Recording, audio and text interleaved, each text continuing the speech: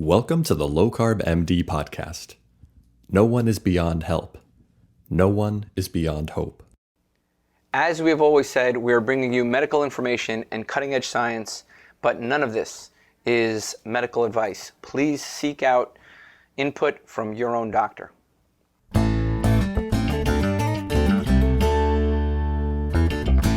Welcome to the Low Carb MD podcast. Brian is going to be so pissed that he missed this one, but you know what? I get some good interviews. Brian gets some good interviews. Today I have an awesome guest. I've chatted with him a couple of times. You're going to love him. You're going to love him. He is a physician, and if you don't follow him on Twitter and you don't subscribe to his Substack, you should. We'll put that all in the show notes. Today we have the orthopedic surgeon and the renowned social media punk, Dr. Ahmad Malik. Just a little about him. We've talked several times on the phone privately. Awesome guy. If you're not following him, follow him now. He's ancient. He's like Brian. He's old. He actually started he started out in medical school in Scotland, and he went off to do he started his basic surgery and medical school at University of Glasgow. Then he did some basic surgery in Scotland, went off to London, where he got sort of his higher surgical training at the University College in London Hospital. And he has been practicing as a consultant physician. And if you're in the US and you're like, what is a consultant physician? It means like you're sort of established in your career. You're like an attending, you're the expert, so he's an orthopedic surgeon. And just like myself and Brian, he has come under scrutiny, right? He's come under scrutiny for thinking, for wrong think. And we can't let this happen. We can't let this happen. We can't let our medical field be jeopardized by interests that aren't about getting great results for our patients. And so I'm passionate about doctors being able to freely think and express those thoughts and think critically and go against the grain. I've been about that since day one. So is Brian. And so I'm happy to have Ahmed. No, he said Ahmed, right? So he's like making fun of the way US doctors call out his name. Dr. Ahmad Malik. Malik. It's You're okay. gonna kill me. It's You're gonna fine. kill me. Jack, edit out the Malik. No, don't edit it out. Leave it. It's funny. It's funny. Yeah, you're gonna make fun of us, statesmen, statespeople, United States, or Americans. Anyway, No. Awesome to have you. Mate, thank you. That was a lovely introduction. I'm trying not to laugh. I like having a laugh. I mean, Bro, you do this better than I do. Everybody's got to go listen to his podcast. He does it better than I do. So, So, do you butcher the introductions like I do? no, the thing is, I don't do introductions. I don't. I just hit record and we just chat. If people want an introduction, they can just look at the show notes and the blurb and the podcast and the website. I can't be bothered with an introduction. I just dive straight in. So I'll be honest with you, when I was researching about podcasts, there was lots of different, articles I read, and they're like, do you want a monologue? Do you want a guest? Do you want a panel? Do you want to have the same guest and the same kind of conversation? Do you want different topics? And there's so much information out there. And how long do you want it? Half an hour, an hour? Do you want long format? I was like, sod this, right? I'm a dumb orthopod. I'm lazy as hell. I was like, to bullshit with all this information. Who's got the biggest podcast? Joe Rogan. Who's the most successful podcast? Joe Rogan. What does he do? He just sits down and has a chat. And what does he do? Does he do introductions? Does he do this? Nah, hits record button and lets it roll. Freestyle. Let's see where it goes. So I was like, I'm just going to do that. I'm just going to do that. And guess what? Seems to work. People like it. Yeah, people like authenticity, man. They don't like, I know what you mean. They don't like news report. Today we have Dr. Ahmad Malik from the London, orthopedic surgical department. They just don't like that. I know what you mean. They like just realness. Dude, you got my name right. That's amazing. I'm laughing because there was one guy who had me on his podcast. I'm not going to say who, I swear to God, he got my name wrong 4 times. Bro, I'm And gonna then get it wrong like 6 times. I'm gonna and tell you, I already forgot how to say it. So I mean, he you're was like, talking. Ahmed Malik, Ahmad Malik. And I'm like, no, dude, just Ahmed Malik. Okay, I've got it. And then he goes, Ahmed Malik. And then he goes, right, I'd like to introduce Ahmad Malik. Oh, shit, I butchered it again. Bro, that's me. That's gonna be me. I'm gonna be like Ahmad, Just, you know because what? Just, my parents are Syrian, man. They were born in Syria, so I got the yeah. ah in my But my vocabulary. But the problem is you then get that phlegm at the back of your mouth, and then what do you Yeah, do with it? So just like, so just the Doc Malik. the RSV phlegm back there, right? Oh no, COVID, man. Don't know The none of that. COVID RS, phlegm. like we got Yeah, COVID phlegm. Yeah, real COVID. Oh, yeah, awful. PCR tested. It's proven. It's the yeah. real deal. How high is the count on that? 40 count. 45 cycles is nothing. 45 cycles? No, No, yeah. no, no, no. This is like 100 cycles. It's a real deal. Oh, this is definitely gonna get this is gonna be this is gonna be they're gonna censor this. I'm gonna tell you that right now. iTunes is gonna be like censor. Yeah, I don't know. Apple Podcasts have been all right. They've I upload to Apple Podcasts and Spotify and Ha- Rumble. I don't has YouTube has gotta cancel this uh by now. Has dude, YouTube I forget. I just can't be bothered with them. I posted I posted a podcast on homeopathy and I got a strike for it. I'm like, what the hell? Like homeopathy. I was just asking this guy about homeopathy and they gave me a strike. You broke the community guidelines. I was like, fuck you. Just you can't talk about homeopathy? no. No, you're not allowed to? Jeez. So Just we're just bad. gonna get a strike. Listen, YouTube, if you're listening, we don't like homeopathy. We're just if the censors are listening, we actually don't like homeopathy, just FYI. So don't censor this. We'll send you like some ad revenue. Okay, wink wink. Yeah. Yeah. So yeah, I mean we're living in crazy times. I've got another little bugbear, Mister Doctor Tro, Doctor Yeah. Tro. I had you It's booked. actually Tro. You can't say my name right, man. Oh It's sorry, like, oh sorry. yeah, Tro, Doctor yeah. Tro, Doctor Tro. I had you booked on my podcast, and I feel like what happened because suddenly I'm on your podcast. Yeah, Like, I messed it up, man. I'm sorry about that. We had it scheduled, everything and whatever. My I got a great team, and if it doesn't go to my team, it's like it never happens. So we're gonna do it though. It's gonna no, be in the no, no. books. The new I'm year, we're doing it. It's gonna happen. I'm taking the mic. I'm taking the mic. I don't know. Did you do any martial arts or anything? Yeah, I Like, just did it this morning. what did Just you this do? morning. Yeah, I did like kickboxing, but I mean, it's a karate base. But I kickbox just on my own in the gym a little bit. Dude, awesome. So I just did jujitsu this morning, and jujitsu, there's several things that you can do where you're in a dominant position, and suddenly you can get swept, and it literally you get flipped, and then suddenly you're in the subordinate position, and someone else is more dominant. Yeah, in I the feel, guard. Yeah, like so you're on the top of the guard, yeah, you're in right? full mount, Then you're in full mount, and then suddenly you've been swept, and now you're underneath, and someone's mounted on top of you.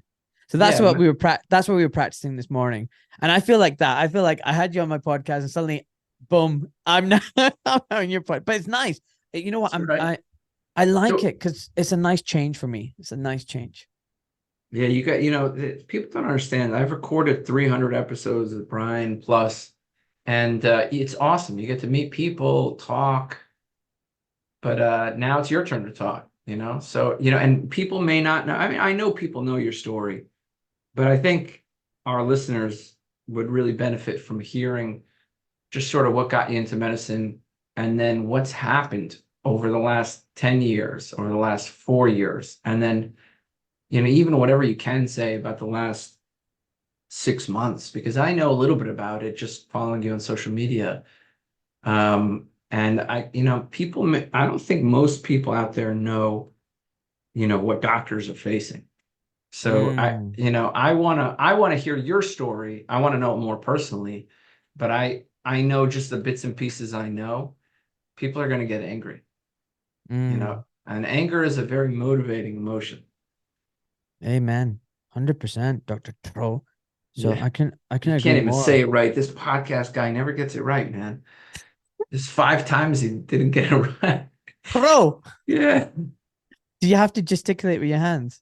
Yeah, you need the both hands and Oh, the. damn it. Nobody listening is going to see the both hands going up, but you. So So tell basically, so what you know what? Let's start where. Why the hell did you go into medicine? that's a great That's question. it.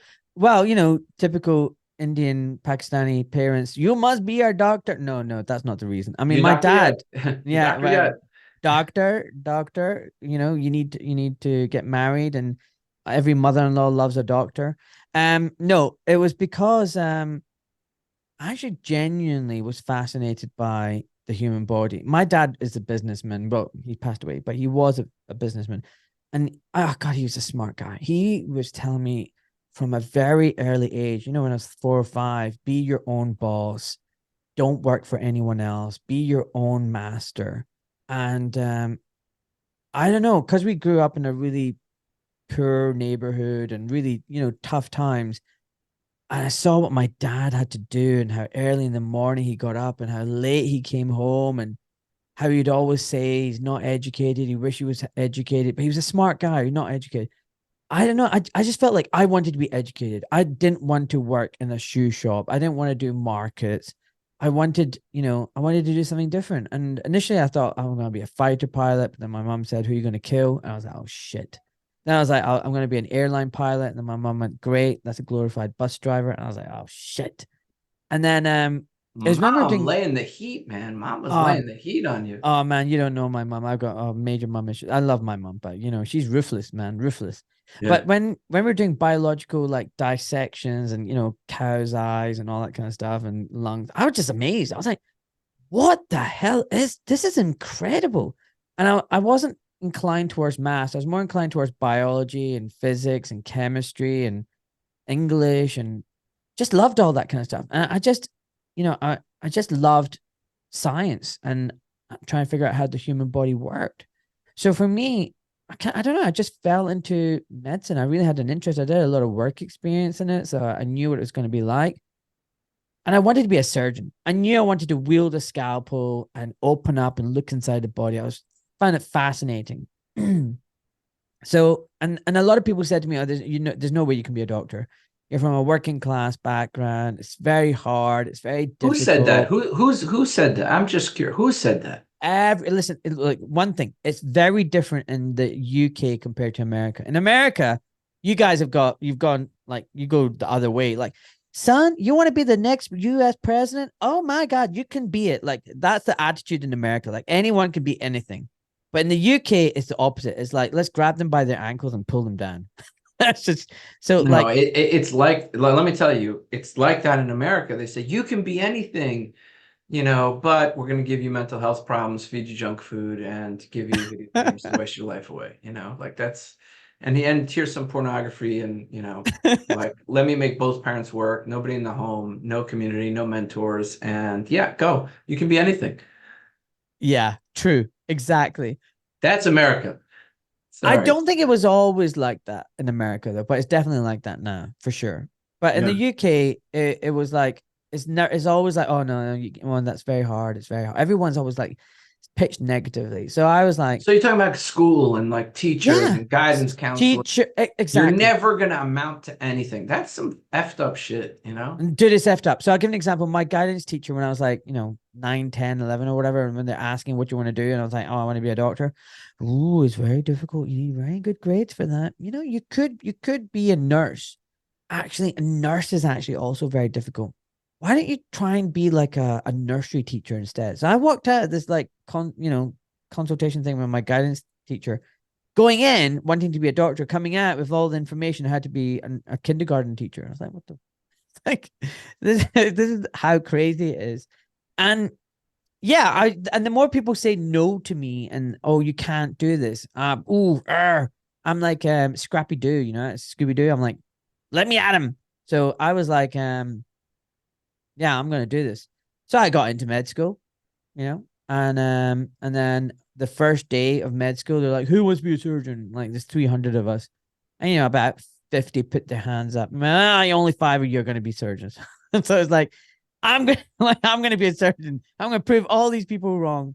Yeah, So we yeah, call them gunners. So you were a gunner. We yeah, called those people gunners. Like, I'm gonna make it, and I don't care who I step on. I'm gonna make it. yeah. I don't like stepping on people. I was like, I'm gonna do this. Like, the more you say no and I can't, the more I'm gonna prove you I can. That was me. Okay, so And you have like an indomitable spirit at a young age. yeah, And you also don't give a shit what anybody else says because you know what you can do. You're a master of your domain and you can try your best and you're I willing like, to have faith. So you had faith in yourself and you had the ability to tune out bullshit at a young age.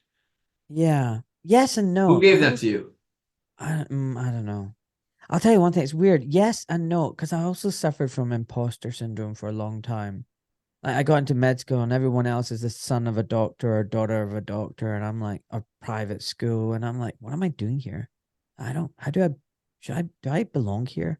So I did have a bit of imposter syndrome, but equally, I was very stubborn and I was like, no, I can do this. It was a bit weird, but the thing is, the imposter syndrome kind of drove me. It drove me to be the best I could. And it also, I think my working class background kept me grounded. Like, I didn't feel like I was entitled to anything, you know? Yeah, Um, people say that imposter syndrome, but like, you know, what was it really? What was it really? I mean, it's not real that you're, in med school now. It's not real. You're a surgeon now. It's not real. Like, it's fucking real. Like yeah, what motive? But there was something there. Like, and we brush it off. Like, everybody. I thought that too. Imposter syndrome. Maybe I have imposter syndrome. No, man. No, I had drive. I don't trust yeah, anybody. I had drive. I had drive. Like, look, I'm the same thing. Working class family. They told me I should become a priest. nice. You know? Celibate? No, the aptitude test said become a priest. But so like something's driving you, man. What's driving Yeah, you? That's what I want to know before all the nonsense. I don't know. Yeah, I What's don't know. driving you? Like there's something there. And you got to know that, man. Yeah, I just wanted to excel and make myself Yeah, why? something. Why? I really don't know. I don't know. And where did that come from? I mean, that's like the most important question I can ask somebody. I feel like, where did that come from? I think a Who, lot of it who, might have come from my dad. Like, my dad was very instrumental and taught me a lot about ethics and hard work. He would also talk about his lost opportunities and the fact that not having an education disadvantaged him. So when we were sitting in the mosque, listening to the people at the top speaking, he would talk about how all these people who speak and are the elders or whatever, they're all educated and they all know how to talk and they're polished. He goes, look at me, I'm not educated, I don't have the speaking skills. so it I wasn't don't, your imposter syndrome. It was your dad's yeah, imposter maybe. syndrome. So he was very instrumental in the sense that he would tell me, educate yourself, son, because words and knowledge are power. And Yeah. you need to be, knowledgeable. And but he didn't want me to be a doctor. I mean, he was like, just be a businessman, go to university, study something, and then be educated and be your own boss. That was his tagline. Just be your own boss. So, I mean, for example, when I was saying to him, "Oh, I might become an orthopedic surgeon," he thought my mom was harsh. He was like, "Isn't that just a glorified carpenter?" Like, I was like, "Oh, Yeah, okay." what's hilarious is it basically is. I mean, like it's I mean not to like I'm not, I mean That's true. It's being a true. surgeon is a glorified being like a cardiologist is a glorified plumber. You deal with pumps and pipes like, you know, Yep. uh I can't argue with it. It's all true. It's all true. Screws and mallets and it drills. really I mean it's truly, I tell people all the time like this is glorified plumbing what we do. It's not like it's nothing, like we care about what's in the pipes, the amount of sugar that's in the pipes. Like you know, Yeah. it's not much more than that. So dad really like put this on you, like you can succeed, you Yeah. know? Yeah. And especially when you listen to his story, like he And hitchhiked. mom was like, are you good enough? Mom is Yeah. like, so dad's like, you can succeed, you should work. And mom's like, you know, they're like always elevating that, right? Never good enough, never good enough. I mean, that's a potent. Yes, yes and no. She was also like her cousin won the Nobel Prize for physics, and she was like, So smart family. yeah, and she was like, Professor Abdus Salam, and she's like, you need to be something, be successful. I know you're gonna make something of your life, and she was like, I know this. And I was like, on a little kid's shoulders, like, whoa, okay. Like, I don't know. I'm just a little 4 or 5 year old kid. But she was like, you will be great. And she had that belief in me, Um, Yeah. and the same with my dad. My dad would tell me stories about how he came over from Pakistan as a 16-year-old boy, hitchhiking with like $5 in his pocket, and how he worked his socks off. He worked in the shipyards in the River Clyde. He had market stalls. I worked in the market stalls. He had a shoe shop. I worked in the shoe shop. Then he ended up having a nursing home, and just slowly lifted himself up. And, in the end, we were quite comfortable. But, it took a long time to get there.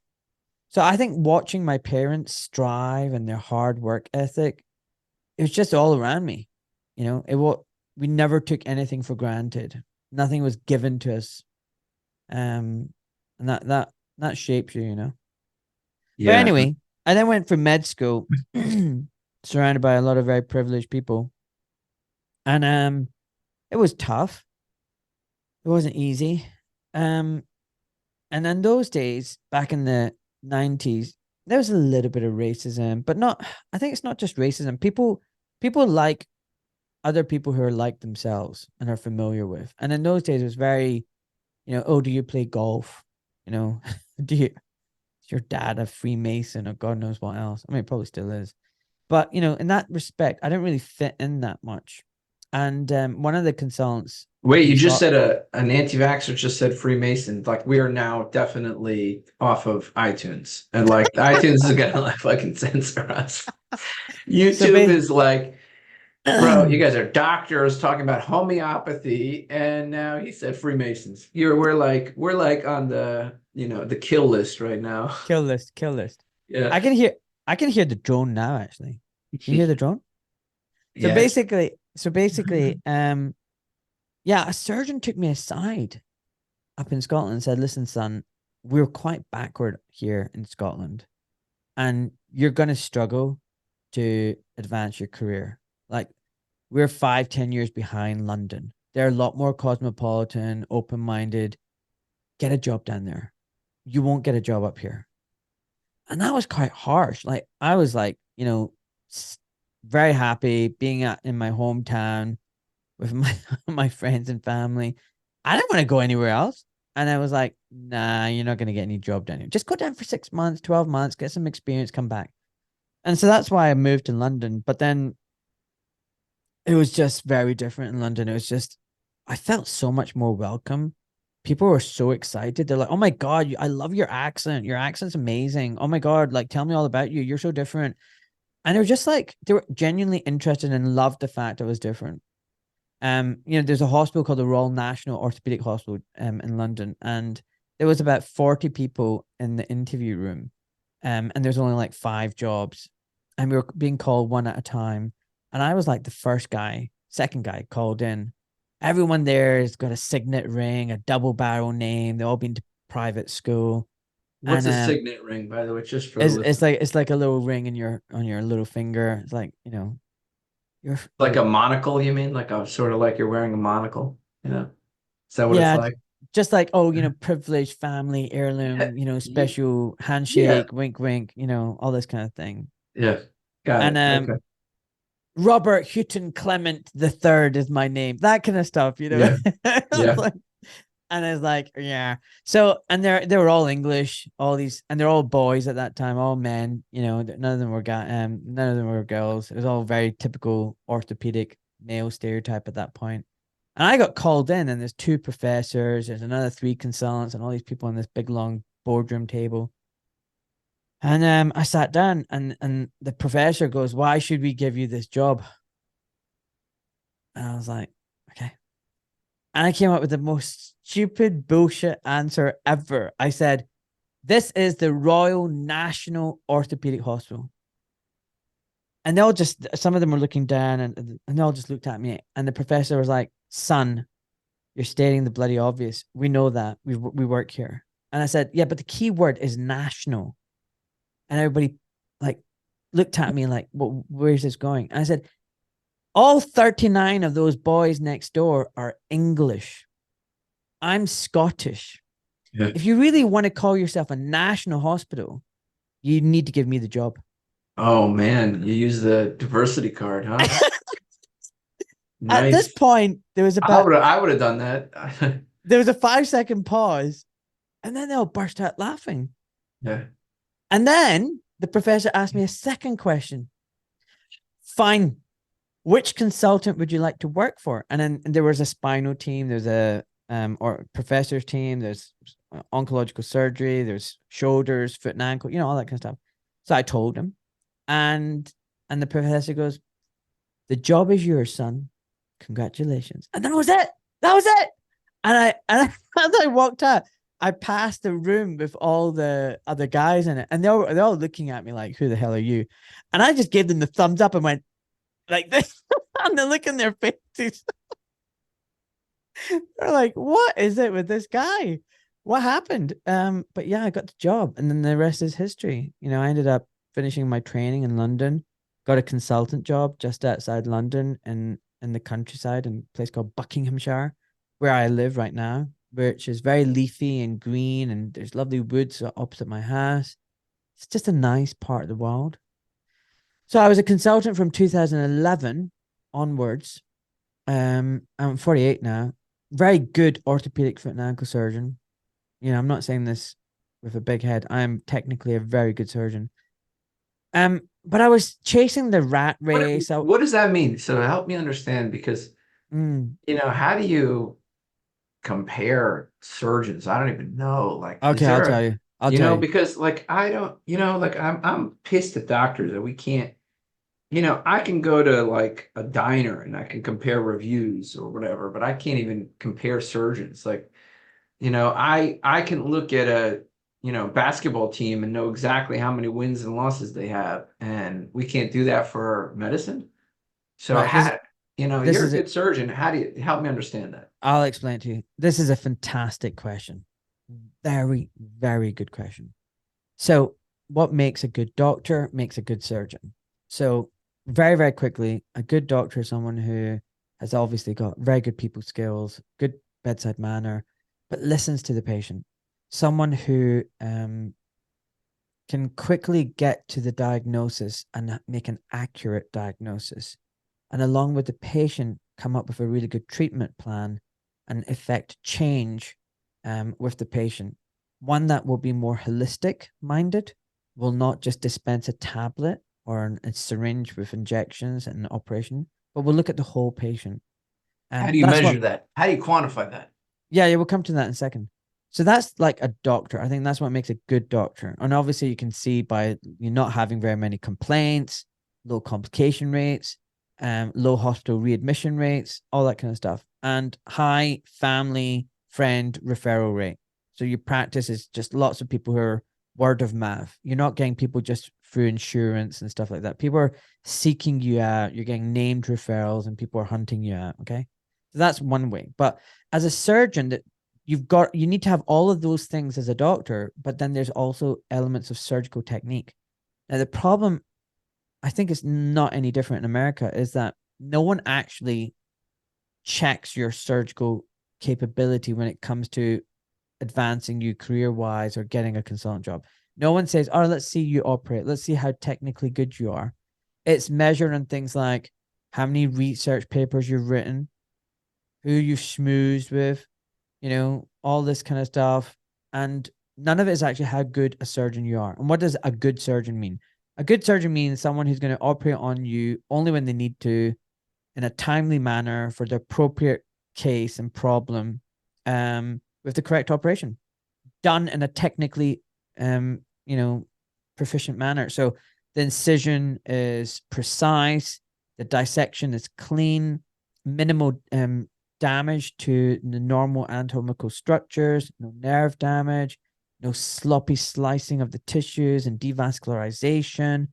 When you fix the bone or implant, your screws are in a precise alignment and position, optimal fixation, high union rates, low infection rates, low breakdown rates, all these kind of things, and an economy of use. So you should be able to do an operation that should take an hour. And an hour, if you're taking 3 hours to do it and you're getting angry and shouty and swearing at the nurses and blaming everyone else because you're not doing a good job, that's a clear sign something's going wrong.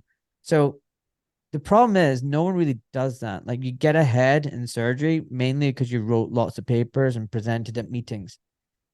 So one of the massive inversions are that a lot of the professors in surgery are actually really shit surgeons. They can't operate for shit. They got 2 left hands. But you know what? They're politically savvy. They know how to get other people to do research for them and publish papers and present and stand at podiums and talk bullshit, pretend like they're amazing and that they're gods. But actually in the operating room, they're shit. It's just shocking. You're like, what? And that was one of my big disappointments, because as a very junior doctor, I was looking up at these people speaking and going, wow, I want to be like that person. I want to work for that person. This person is so amazing. And then you're in the operating room with them and you're like, why is this person butchering this person's leg or arm? Why are they operating like that? Like, what the frack is going on here? That for me was one of the biggest disappointments. So does that make sense? No, I knew I think I had it. So you gave me more insight about the answer. I'm sort of frustrated by the fact that we actually have no way to assess all those things in a systematic way as a consumer, somebody who needs surgery, right? And then 100%. and none 100%. of that, like you said, none of that is used to, none of that is used to actually like go and that information that you just gave, none of that is actually used to promote somebody or demote somebody. In No. fact, the way we promote and demote, as you said, is how good you play in politics, right? And Right. so can you help me understand that a little bit? Yeah. So for example, the politics are that you schmooze with the right people, you suck up to the right people, you do work for the right people, and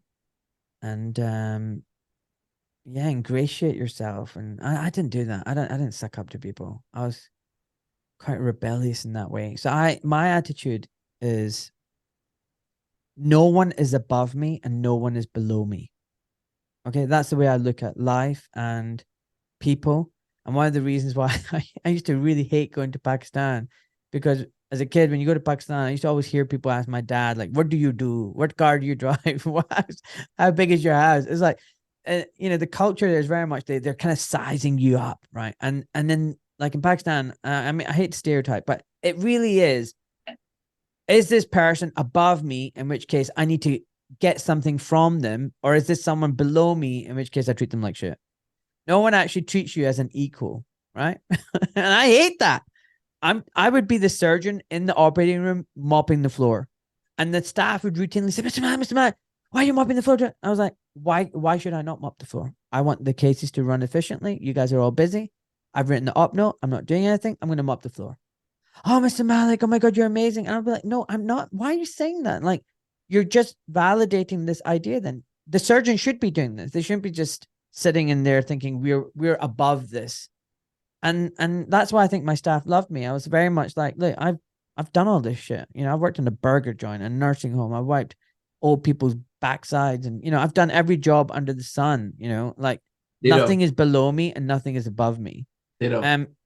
So, I've got that attitude in life, brother. Okay. So when a consultant surgeon or professor expected me to worship them, honestly, the problem that I had, I was like, fuck you.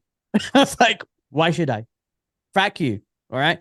If you think, if you think I want to get ahead and get a good job or a good placement by sucking up to you, ain't gonna happen. So I think this set me apart a little bit. Because you have to do a little bit of that schmoozing, which I just don't do. I just don't do, mate. And I was quite naive in the sense that I thought it was all about meritocracy. I thought you work hard, you be the best that you can be, and you know what, you get rewarded for that. And I think I was a bit disappointed. I felt, I really was quite naive that it wasn't that simple. And actually, it was quite the opposite. After my training, struggled to get a consultant job. This attending job. You're being your own boss. And again, a nice consultant took me to the side and said, I mean, the problem is you're too good. And I was like, what? Yeah, all the patients love you. You're a really good surgeon. We could see that from day one, like, the way you're just a natural. And the problem is other consultants will be threatened by you and will worry that you will take their private practice away. And I'm like, this is what I mean by imposter syndrome. I'm like, I'm just a young kid. I'm a nobody. Like, I'm just a trainee. I'm just trying to get my attending job. Like, I'm not a threat to these people are huge. These big, massive figures, these gods of surgery. Like, who the hell am I? And they're like, no, trust me. That's what they're worried about. They want to give you a job. I was like, but I thought it was all about being the best person for the job. Nah, doesn't work like that. It's about who will fit in the department, who will be dependent, who will be a nervous surgeon to begin with, who will not be too cocky, not too confident, will be easily controlled, will not be a threat to the private practice for 5 or 10 years. That's what they want. They want someone mediocre. And I was like, wow. So in the end, I didn't get a job in London. I had to go outside, like I said, where I'm in Buckinghamshire, where they didn't know me and I was not a London trainee. This is an Oxford trainee kind of place. And I was shortlisted, and I was actually told afterwards I was cannon fodder.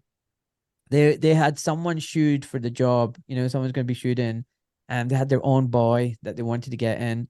But I had been unemployed for like 4 months by now, and I was just practicing interview questions. No one was shortlisting me in London, because the problem is once you're shortlisted and go for an interview, then it's a level playing field. Because you've got external people who are there to make sure it's fair. So the easiest way not to give you a job is just not to give you the interview. So I wasn't getting an interview anywhere. And then suddenly I'm at this hospital where they don't know me. They've foolishly given me an interview. And then I gave a very, very good performance. And the external, invigilator, the college rep, rang me and said, you got the job. And I was like, wow, thank you. And he said, don't thank me. You totally deserve it. You blew everyone else out the water. I was like, wow, thanks. And then when I went to the department the next day to say hello, the consultant, one of the consultants comes over to me and goes, well, you stopped our boy from getting here. You had the gift of the gab, I guess. And I was like, oh, and that was it. And I didn't, and they didn't make me feel very welcome. I clearly upset them. But yeah, that's how I got my Being able consultant. to talk, huh? Yeah, apparently being able to talk. So then you go on, so a little bit of an outsider. Um, and I think that people are afraid of that, being able to relate to people, and being able to side with people and not the institution of medicine, right?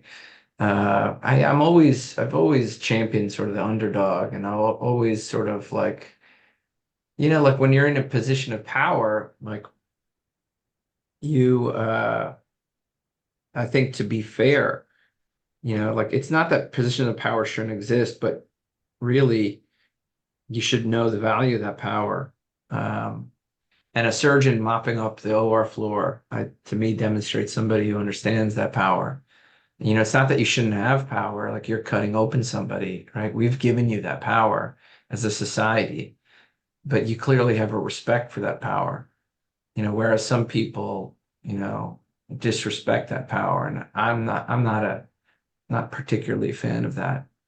Um, No, I know you what you know, mean. Yeah, I think, well, I'm very humbled. Every single time I operate, I feel it's a real privilege. Someone's given me their body and trusted me to tinker and do things. I mean, that's wow. Like, that's amazing. And I don't take that for granted. I'm humbled. I'm honored that they let me do that. But anyway, moving on, fast well, forward. no. Let's Oh, stick around with that for a little bit. So you can't let a doc like that go for too long, right? You can't let a doc like that go for too long. Not in the systems we're in, why'd you say right? that? Why'd you say that? I mean, just think about it, right? Think about the system and how the power differential is what makes doctors get paid. Is how doctors get paid, right? And if you have somebody that breaks down those power differentials, right? I mean, like it's a problem, It's a right? problem. I think of it, if you truly empower patients, right? You are a threat. You're a threat. 100%. Do you know what? I feel like we're brothers from another mother. What happens next? I know a little bit about what happens next, but what's happened in the last 4 years, 5 years? No, yeah. So basically, I became a consultant in 2011, and I'm very disappointed at a lot of my senior colleagues who seem to do the bare minimum in the NHS and try and maximize profit in the private sectors. In America and in the UK, 90% of the practice is public NHS. This one big monolith. And then consultants could do a little bit of private practice outside in the evenings and the weekends and make more money, and quite a lot of money. And for those people who are insured. And most doctors have their feet in both camps, one feet in both camps. And I Surgeons or doctors? Who mean? everyone. Okay. But surgeons will make more money because they get to operate and stuff like that. So they make the most money privately. But basically, within the first year, I had a consultant come and see me and say, "Son, what are you doing?" And I was like, "What are you talking about? Why are you reducing your waiting list so much? You do know, you're working too hard and too efficiently. You want to have a big waiting list because that puts pressure on the management, and then you've got them by the balls. And by having a big waiting list, you'll drive more people to your private list." And I'm just like, but that's not right. There's people waiting who can't afford surgery. And, you know, I don't want to be inefficient. I like being efficient. And he just went, "You're making a mistake." And he walked out. I was really upset because here's a senior consultant. He's like 15 years, 18 years older than me. And instead of getting sage advice, he's basically just telling me, slow down, be really inefficient, be crooked, and profit myself, and don't give a fuck about my patients. Um, and that wasn't the only people like that. And I can't go into details, but they were very, very inefficient, and the way they practiced medicine and the way the hospital management ran things made me sick to the core. And I thought if I become head of the department, maybe I'll change things naively. Again, I do a lot of things naively. So I managed to get enough people in the department to vote for me. And by one consultant, I got to the head of department position. So I'm head of the department and I'm there for 3 years. And it was a constant battle.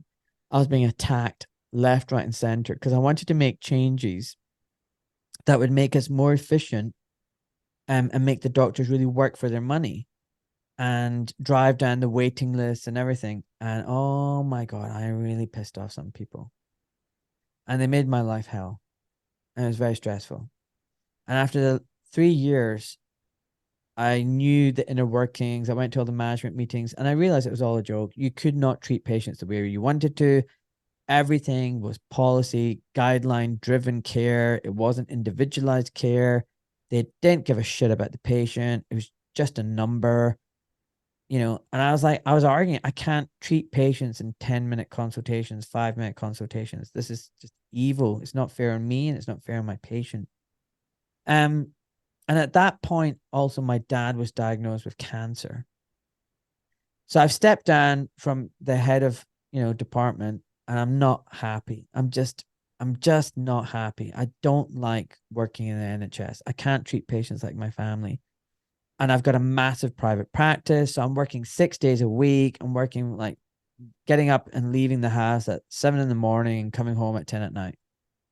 Anyway, one day I come home and my dad's sitting on the sofa at 10 o'clock, and I've come in, I've heated up some food that my wife had cooked earlier. She's in bed with the 2 kids. And my dad's sitting on the sofa. He's got cancer. And he goes, "Son, what are you doing?" And I went, "What do you mean?" I'm eating this food. He goes, "Just look at you.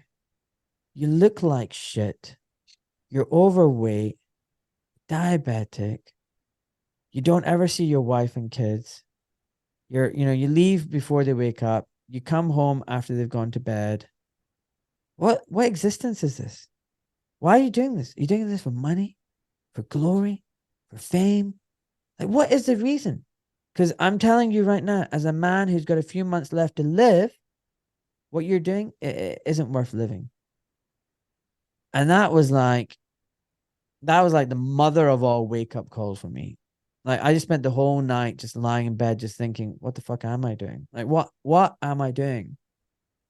And I think I kind of justified it that I wanted to work in the NHS to help all the poor people that couldn't afford private healthcare. But then I was thinking, like, I'm not helping myself, and I'm sick, I'm fat, I'm overweight, I'm diabetic, I've got fatty liver, I've got hypertension, I'm a mess, I'm stressed out, I hate my job. Like, what am I doing? So I quit. I handed in my resignation. So in 2017, I went full-time private. But I didn't go full-time private 6 days a week. I actually did the exact opposite to what everybody thought I was going to do. Everybody thought, here we go, money grabbing doctor is going to work full-time private and just raping the money. No, I worked 2.5 days a week. I went 2.5 days a week, cut my income by almost a half. I got rid of the nanny. And you know what? Just started spending more time at home, dropping the kids off, picking the kids up from school, working less hours, spending more time exercising. Even took a day off. So I was doing half days, half day Monday, half day Tuesday, half day Thursday. Friday I did nothing. Friday would be the day that I go running with the wife, exercise with her, have a nice meal with her, spend time with her before we pick up the kids. And so my wife and I started this journey of health and discovery, and found out things like carnivore diet, keto diet, intermittent fasting, sleep, the importance of sleep, lifting weights, running, exercise, jiu-jitsu, proper nutrition, get rid of seed oils, minimize sugars, cook everything from scratch. Where did you find all that? Where did you find Just that in? Where did you get all this? It's like, where all did you go for info? all over the place. Because Like, you you didn't go, go back to the Royal College, I don't no, think. no. So my wife found the book Obesity Code by Jason Fung. So that started it off. And then Delay Don't Deny by Jen Stevens. Don't know if you've ever come across that. And then started listening to some podcasts, and yeah, just doing my own research. And I've shed, like, I've gone from, like, I know you guys do pounds, but I've gone from like 86 kilograms to like 72. Like, I've 30 almost, pounds. Yeah, yeah, yeah. I've almost got a 6-pack. I've got more muscle now at 48 than I did before. I can run 15K cross country, no problem. I did 13K in the morning, and then I did a jiu-jitsu class at lunchtime, and with kids half my age, twice my size, and they go, "Hey, doc, you got proper old man strength." And I'm like, "Oh yeah." But what was really eye-opening was that I realized that nothing I learned in those 5 years about how to be healthy was stuff that I was taught in med school. And I was thinking, this is actually all very simple and elementary. And I'm actually teaching my kids, like my 4-year-old and a 6-year-old and 8-year-old. I teach them all this stuff now. And I'm like, we could be teaching our kids this in kindergarten so that they know how to be healthy and look after themselves. And we're not. And it's not because it's some amazing stuff that only rocket scientists can figure out, or I'm super smart and I figured out. If this dumb orthopod can figure it out, like, trust me, the experts know, the government knows, the public health officials know. So they choose not to tell the public. They choose not to teach our children this. And then this makes you think, holy frack, this is serious. They want us to be sick. They want us to be dependent. They want us on meds. And that's pretty dark when you start realizing that. And the relationship between big agra, big food, and big pharma and the medical industrial complex. It's just all a mess. So anyway, this is stuff that I was figuring out. And I was actually treating my patients differently.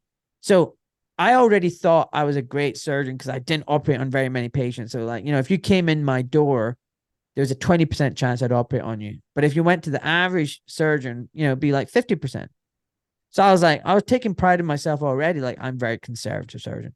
But then when I started treating my patients with the stuff I learned, started managing their stress, improving their sleep, their diet, my conversion rate dropped to like 5%. I was earning less money because I didn't have to operate on them as much. But I was like, it's okay, because you know what? Number one philosophy of mine was always treat a patient like your own family. So if I wouldn't want my family member going underneath the knife unnecessarily, why am I going to operate on you when I know I could potentially avoid it? So to get to a point, like in the last 2-3 years, for me to operate on you, like, you'd have to jump through some serious hoops. Now, I mean, like, obviously, if it was major trauma and your ankle's smashed to pieces and it's time critical, yeah, I'll operate on you. But the vast majority of like elective stuff, I was not operating on them. I was like managing to not operate. And I've had some amazing feedback just quite recently from patients and staff and colleagues talking about my patient safety and my, just my practice and how good it is. But it seems like that doesn't matter because it now takes us to where we are now. Well, walk me through like the COVID era, because the COVID era, people who were free thinking, independent, humbled, understood the problems with modern medicine, that it was a tough time for us, just to sit back and accept surrogate markers and, sort of hegemonistic approach to medicine, authoritative approach to medicine, paternalism. Yeah. It's the worst, aspects of paternalism, I guess. So Yeah. walk me through, like, so I'm sure, I mean, you've been critical for a bit. So what happens then? So basically, lockdowns all happen, and I'm suddenly locked out of the hospitals. The private hospitals are all shut down. And I'm not an employee. I'm self-employed. So I'm now not earning a penny. And I'm stuck at home with my 3 kids. My wife is working. She's a part-time junior doctor. And I'm just stuck at home. And then when the lockdowns lifted, the private hospitals started doing some of the NHS public work. So it was still closed to me. So for months and months, I'm not earning a penny. And my savings are just going tick, tick, tick, tick, tick, down, down, down. And then eventually they open up to people like me. And then I start going back. And then, but no one had insurance. A lot of people were struggling with money. So my practice was really severely curtailed. It took a while to build it back up again. And I didn't agree with any of that stuff, the lockdowns or any of it. But we thought life was going back to normal, but then suddenly the vaccine business came out. And I knew it was all wrong. I looked into the emergency use authorization and it just didn't make sense to me. It just didn't make sense. I was already getting a bit skeptical of vaccines. I wasn't anti-vaccines, but the yearly hard sell of the flu vaccine was making me concerned. Like, I didn't understand where all the money and the resources were coming to push this thing, which really didn't really do anything, despite their big drives and mass vaccinations. We still have a seasonal flu every year. Like, it doesn't make a fracking difference. And when I looked into the flu vaccine, I was like, this is bullshit. It's absolute bullshit. So I was, I don't like a hard sell. So, in the 2010s, when they're pushing the flu vaccine every year, I would always say, no, I don't want it. No, thank you. No, thank you. Don't want it. And everyone I knew got it. Like, they'd be sick as a dog afterward. I was like, what's the point of getting it? You're just sick like this. So anyway, I was just a skeptical. I was a bit wary of vaccines. But when this one came out, I was like, this is bullshit. Like, there's no early treatment. There's no nothing. We lock up people. We let them die at home. We give them remdesivir and opiates and midazolam. This is all bullshit what we're doing. I just did not believe it. I was very isolated. I was getting a bit depressed. I was reading quite a lot of what might be called conspiratorial things. So for my mental health, I kind of just switched off everything. I turned everything off. I just, just cut myself off from all that. But funny enough, all those things that were conspiratorial in early 2020 all came to light, all came true, which is madness. Where are you getting your news from that you're like, this is conspiratorial? I can't, like, where are you getting this information So from? I was like on Telegram channels and WhatsApp groups, and people were talking about how they're going to bring in, face mask mandates. They were going to bring in an experimental gene vaccine. They're going to bring in things that, you'd have vaccine passport. Yeah, and I was like reading this They in all March. did them. They all they did all of them. Yeah, I know, but I was reading this in March, April 2020, thinking this is bullshit. What the fuck are these people talking about? This is like, shut up. It's just doom and gloom. And like, oh, it's going to be, they're going to genetically change people and this and that. And I was reading all this thinking, man, these people are just painting this weird dystopian life. It's going to be fine. Everything's going to be fine. But this is what I mean. Like, it all came true. It all came true. Anyway, so when they started pushing for the vaccine mandate, at that point, my practice had just recovered. I was pretty happy where things were. But in December 2021, they were like, yeah, we're going to have this NHS mandate and private practice healthcare mandate. Like, everyone needs the jabs.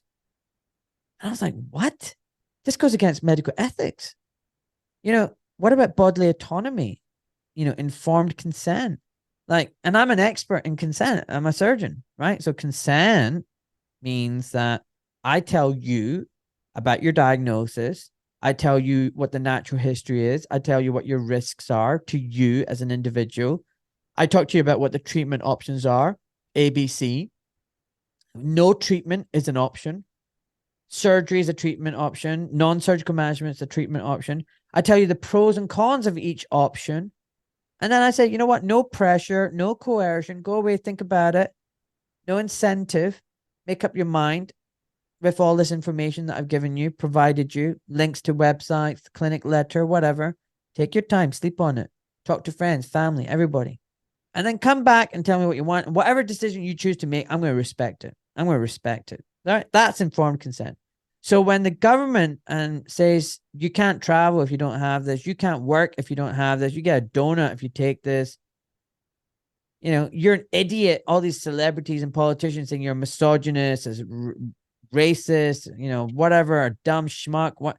I'm like, what the frack is going on here? This is bullshit. This is not informed consent. What is in this product? What is my absolute risk, not relative risk, of the COVID disease? What's my absolute benefit of this intervention that you're telling me? Where's the long-term safety data? It's experimental. So it's all bullshit. Everything's bullshit. So I went on, a kind of alt media platform TV. It's called GB News. I went on that, obviously got fact checked. Ta-da. And then I went on several protest marches. I went and handed in a petition, almost 500,000 people saying we don't want this mandate business. And then it was overturned. It was overturned. So I was like, phew, I can carry on working, you know. And I just went back to my life again. You know, I don't want the limelight. I want to just fracking fix feet, spend a lot of time with my family, and be healthy. But then last December, exactly a year ago, How do they doctor. feel about you saying these things? How did like your colleagues, the hospitals, like, you're going to protest saying no mandates, you know? No one said anything, but none of my colleagues were talking to me. Like they all think I'm a bit weird and crazy. There's a bit of a backstory. That's true. Do you know anything about Hey, Brexit? that's true. That's I, true. I know, I know. Do you know anything about Brexit? Enough to know, a little about it. That it seemed like a highly polarizing topic, and you know, uh, maybe that right-leaning people sort of wanted to exit, left-leaning people didn't, and so there's some so financial implications. I mean, not much. yeah, well, it's not bad. It's not bad. So for an American, that's pretty damn good. So basically, we were part of It's something right. called the. That's racist. I just want to let you know. That's all right. It's okay. You can handle it. So basically, in the EU is the supranational body. It's strips away individual sovereign rights of a country, and it's wholly undemocratic. So I wanted to leave. I wanted Brexit. I actually didn't vote in the referendum. Didn't have time. My dad was not well. But when the Brexit referendum result came through and it said we won by like 51%.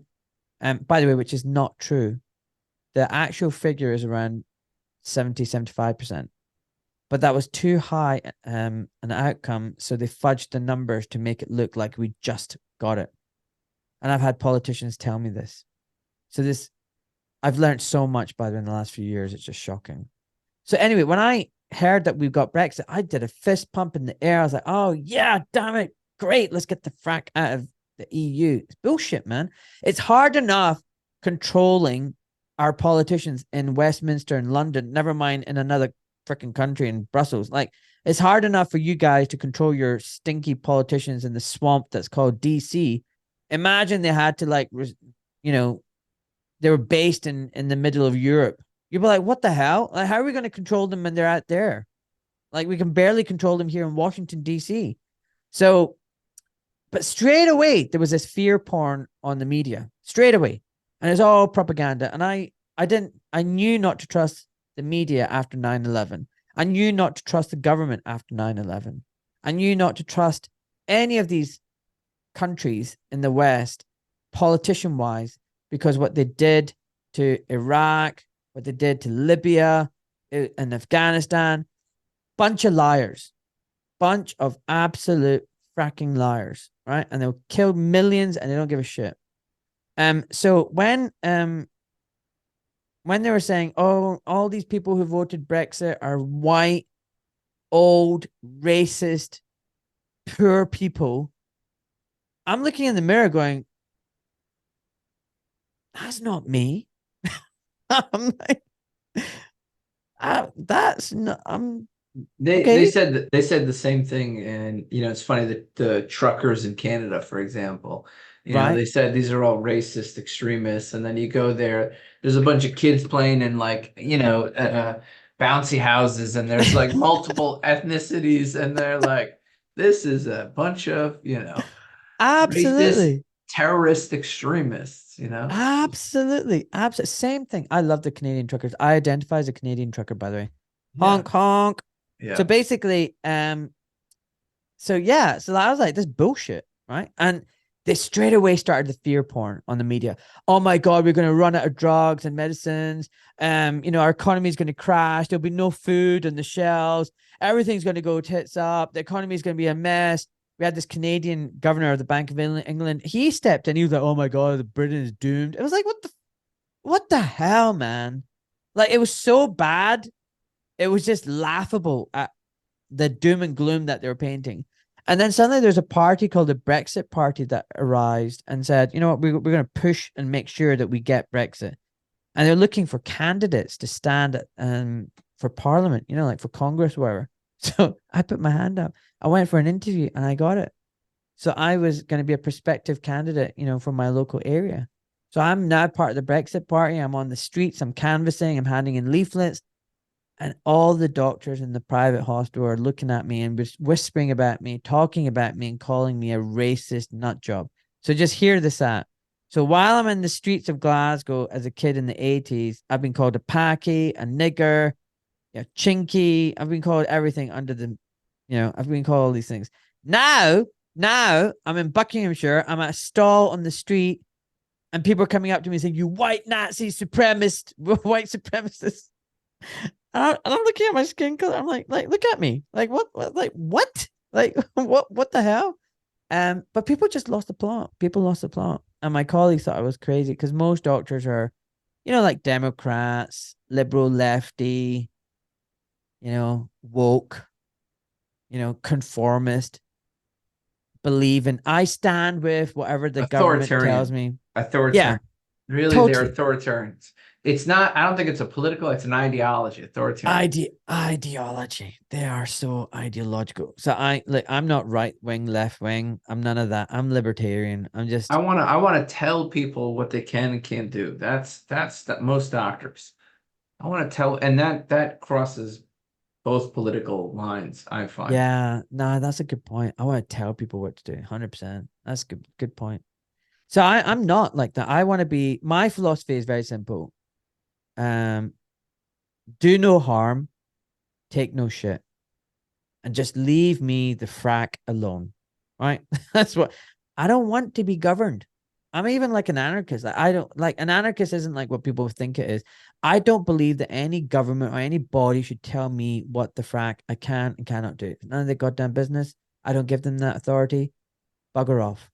And all governments go in one direction. They get more and more bloated, more and more bureaucratic and authoritarian and corrupt, and they just feed themselves. And then it gets to a point where it's so bad, it just kills itself, and then it starts again. Repeat, rinse, repeat cycle. I just don't want that. Anyway, so I've done the whole Brexit thing, and I've been totally like destroyed financially. And what do I mean by that? So leading up to the COVID years, 2 years, I'm campaigning for Brexit. All the GPs in my area stopped referring patients to me because I supported Brexit. Just think about that.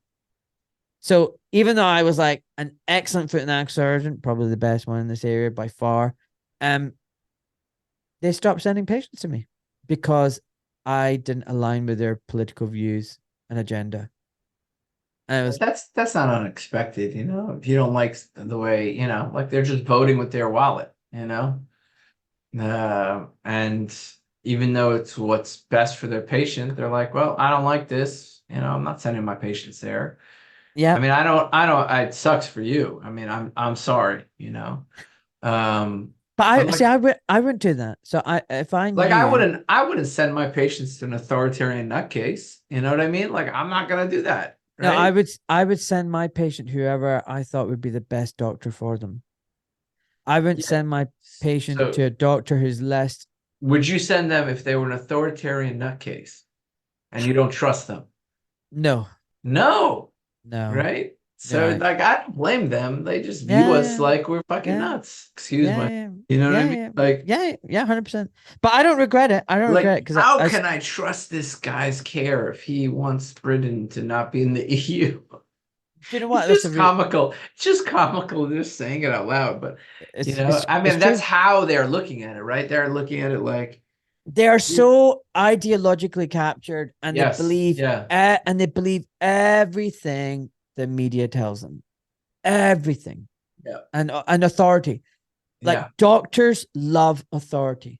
They love to be told what to do, and they love to tell other people what to do, yeah. basically. So anyway, so now we've got COVID, we've got the mandates. I just want a quiet life. But Dr. Asim Malhotra last December said to me, "Oh, dude, are you seeing many vaccine harms?" And I was like, "Yeah, like a lot." And the few doctors that I talked to tell me the same thing.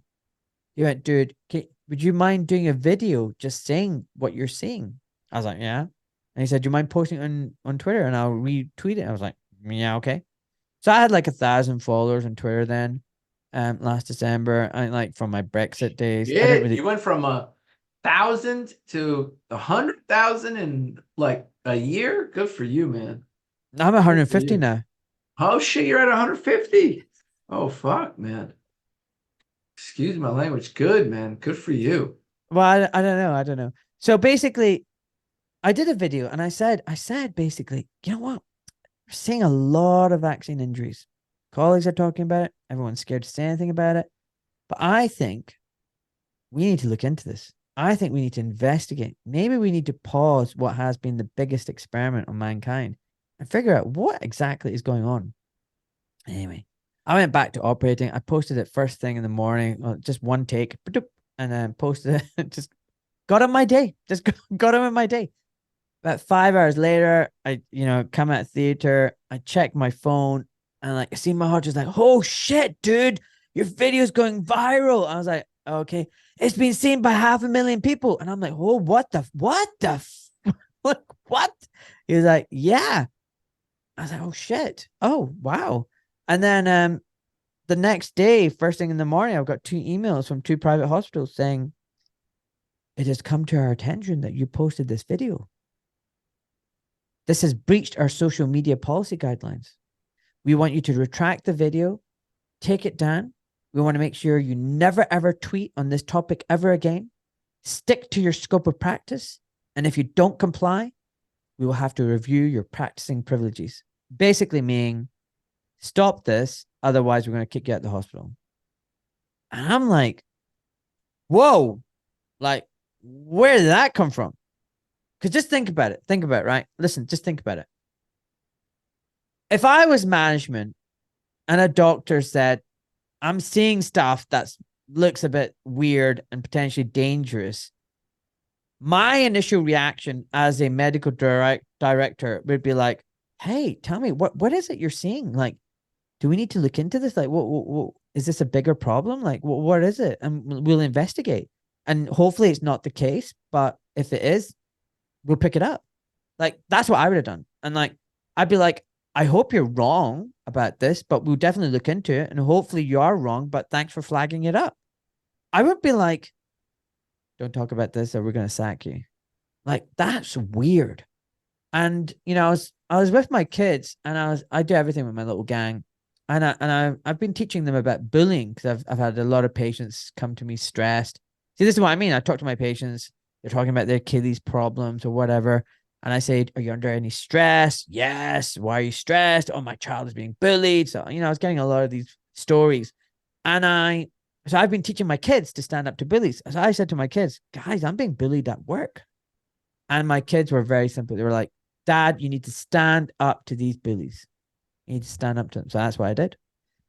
I wrote back and I said, what is it I've said that's wrong? Why are you not investigating this? Why are you not interested to know what's going on? And they didn't have a good answer. They didn't respond. So I thought, you know what? If you want me to stop tweeting, I'm not. I'm going to carry on. I'm going to tweet away like a Tweety bird. So Twitter was never my platform. It was Instagram. I love pictures and I used to like do lots of Instagram pictures. Suddenly, I got this mistress on the side called Twitter. I started like cheating behind Instagram's back.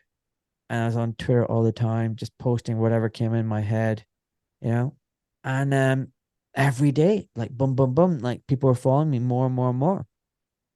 And I was like, people are resonating with what I'm saying. Like, this is like, people agree with me. Like, I'm not crazy for thinking this shit. And I talk about a lot of things, not just COVID vaccine, because I think everything is multifactorial, whether it's a climate scam, whether it's net zero BS, whether it's the Ukraine war, everything is linked. Everything. And unless you like transgender ideology, hypersexualization of our children, the push of like not real food, but fake food, everything is linked. And we need to tackle every single thing, not just like one thing. So I was like, what am I going to do now? I've got like, I think it was like 60, 70,000 followers. I'm like, what am I going to do? Like tomorrow I could get censored and just, I've lost all this following. I've always wanted to do a podcast. It's always been a dream to do a podcast. I've been sitting on this idea for like a year or two. I should get my my butt into gear and just start this podcast. Let So me I tell you, start. it's not all like it's not all it's cracked up to be. It's a lot of work, man. It's a lot, but the good thing is you get to talk to people, I you know. know, I know. No, but So they're I don't coming know, for you. So they're coming for you, dude. I love my right? podcast. You know, They're I've coming for just you, and they're like, stop talking, and you're like, I'm going to talk more. yeah, That's got to piss somebody off. lots. So then basically, I just kept getting emails calling me for an investigation, saying that they've got anonymous complaints about my tweets and this and that.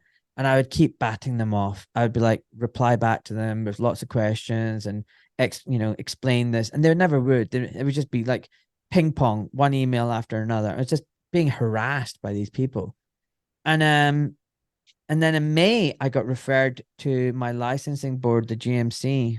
No, April. No, sorry, June, beginning of June. And I was threatened. I was threatened with a referral to the GMC. So the medical director wrote, "I will be referring to the GMC my concerns." Okay. And I was like, okay, apparently for being transphobic. So I did a few tweets like, is Dylan Mulvaney a woman? Just a question mark, you know. Um, I put a picture of a young Indian village girl up on my Twitter, and I said, "This young Indian village girl identifies as a Viking." Right. I put a picture of Those are provocative comments. I mean, they're provocative, they're a right? little So bit they're a yeah, little yeah. bit I mean, they are you're like provocative. you're poking, like everybody, Yeah, you know what's, I am. But you it know what was I hate? It's like I relate to people. I relate to the transgender population. I relate to them. They're like they've been like I had a patient who struck me. Okay, who struck me. I mean, uh, you know, transgendered, homosexual, uh, was lived under a bridge for most of his life, alcoholism, and just had the biggest struggle. And my heart went out for that person. Like I remember that patient, right? So when but here's the problem. Other people take advantage of that struggle 100%, and they promote industry and they 100%. promote social, these like social, they try to become social justice warriors where maybe some of it is needed, but like, But dude, if I asked this guy, do you care about pronouns? He would have said no. this is what I'm trying to say. So if you listen to my podcast on this, and there's been two, Yeah. and read all my tweets, you'll see that I actually care about the people who are in this community, right? So what I'm trying to flag is that these are a vulnerable group of people Yeah. Very vulnerable. who have mental health issues, who are confused, have got really poor diets, are not well, and are being indoctrinated, brainwashed, and then taken advantage of by the medical industrial complex, making them patients for life, Yes. mutilating their bodies, and mentally damaging them. Right. So I actually care more about these transgender people than the people who are enabling them. Okay. Anyway, but the I'm with reality you. I'm with you. I think, but a lot of times when people see us making these like social comments, right? Like where, I wrote a tweet the other day where, I said the New England Journal of Medicine, like, and our profession is they should kind of really wake up because, they're talking about nuclear war in the New England Journal of Medicine. They're talking about climate change and they're talking about, whether it's ethical for a transgendered man to get a placenta transplant, right? Instead of just basically cover, just do the basics. Like we haven't even fixed obesity and diabetes and metabolic disease. We haven't fixed right? cancer. We haven't, we don't, we can't even manage an infection, But this is the right? thing. So this is the And now we're like tackling as a profession nuclear war. I know. So But this this is my problem, and I'm with you, and this is where I think we're brothers. It's it's not that we're not sensitive to these social issues and it's that we've lost sight of our priorities as a 100%, profession. 100%. And I'm telling you right now, but this is not new. This is not new. It goes back hundreds of years. it's a problem endemic within our profession, and it comes with the arrogance and the hubris. We did venesection, we did the humors and leeching and the mercury and the arsenic. We did trepanning, stick a needle up someone's brain and jiggle it around. Hold on. With the leeching, hold on. I just got to hold on with the leeching, because the leech, our most potent blood thinners come from leeches. Apixaban, rivaroxaban, Yeah. right? Which are like our most potent blood thinners. They're actually found from the tooth of a leech and the tooth of a tick. So, and it's interesting. I was looking at like medical history, and you go back in medical history and you listen to these old cardiologists, and there was this old cardiologist, if I remembered his name, he basically said, if I was having a myocardial infarction, he said, put me into a bath of leeches. And Oh, I'm wow. like, Okay, well, that's so- okay. That's one. But would you say venesection is a great medical treatment? No. I'm just. Come on, do you know how George? Don't put the bath with the bath water. But do you know? Do you know how George Washington died? Or the baby with the bath water? No, how did he? I forget how did he die? Did they bloodlet him because he had a cold? They bled him to death. They bled him. Yeah.